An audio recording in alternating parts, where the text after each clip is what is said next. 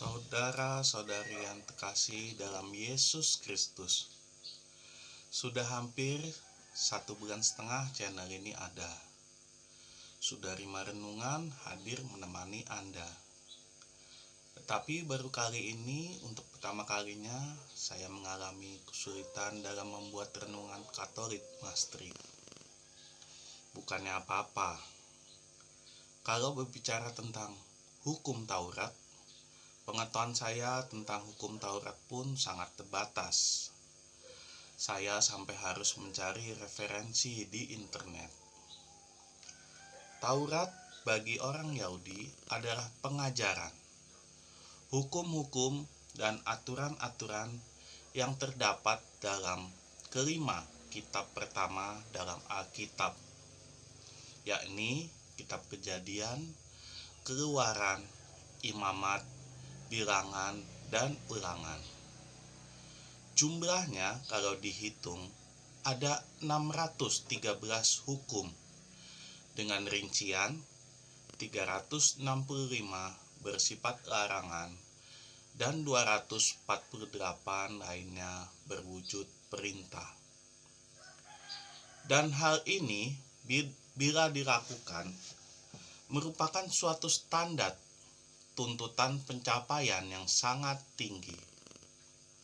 Makanya tadi di Injil dikatakan, jika hidup keagamaanmu tidak lebih benar daripada hidup keagamaan para ahli Taurat dan orang-orang Farisi, kamu tidak akan masuk ke dalam kerajaan surga.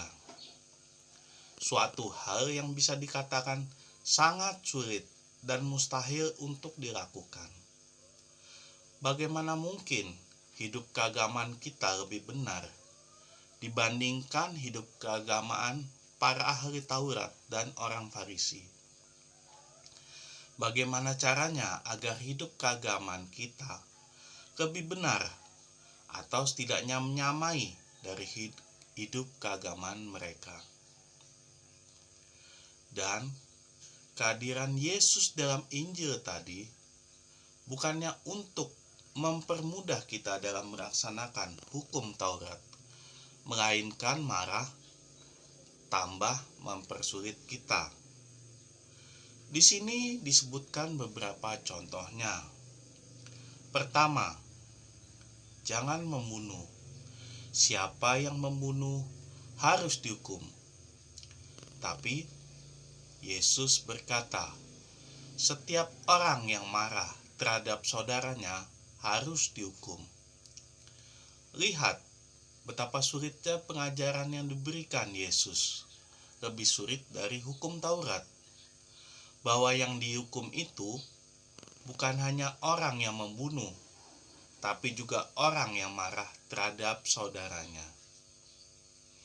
Kita mungkin bisa tidak membunuh, karena orang pasti nggak sembarangan untuk membunuh. Pasti orang juga takut untuk membunuh. Tapi untuk marah ke saudara, mungkin beberapa kali kita lakukan dan tak bisa kita hindari, karena kita tinggal serumah dan dekat dengan saudara kita. Artinya, mungkin kita semua sudah dihukum karena sudah marah terhadap saudara kita. Kedua, jangan berzina.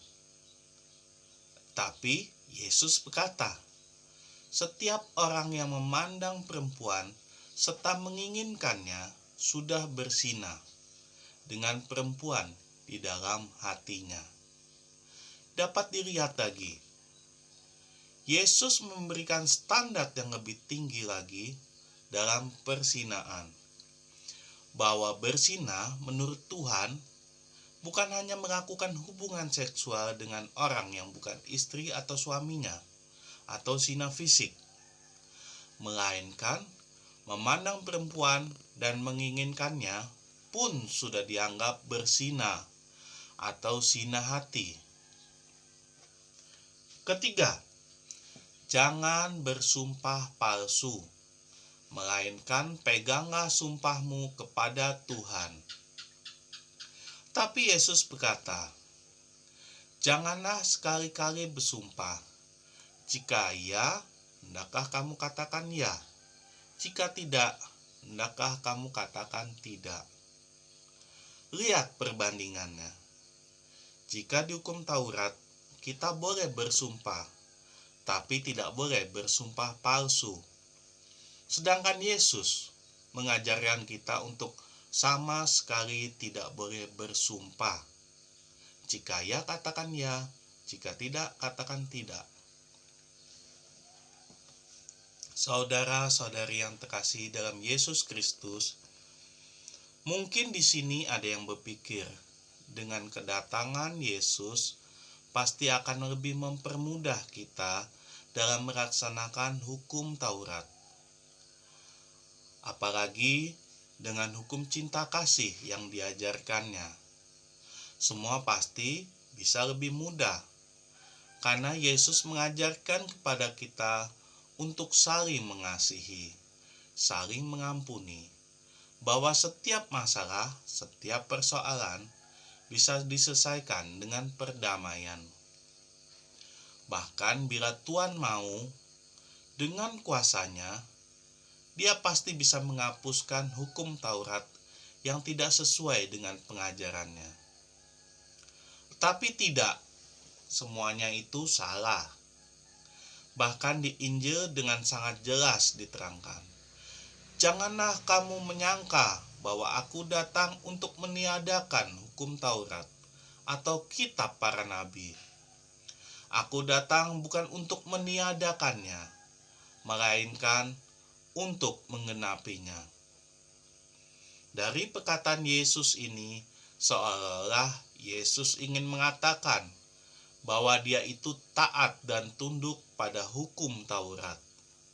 Dia datang bukan untuk menghapus atau membantah dan tidak mengikuti hukum Taurat, tapi Dia datang untuk menggenapi, melaksanakan dan menyempurnakan hukum Taurat tanpa ada sedikit pun yang dihilangkan. Dan kita sebagai orang Katolik, pengikut Kristus, juga diharuskan untuk mengikuti hukum Taurat.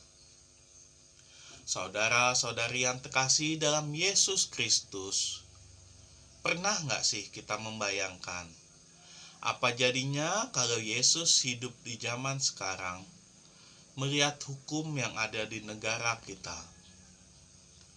Bagaimana Tuhan dalam melihat dan menanggapi kasus-kasus yang ada saat ini? Contohnya seperti kasus pembunuhan Brigadir Joshua, kasus Indosuria, kasus pelecehan seksual, kasus narkoba, dan lain-lain.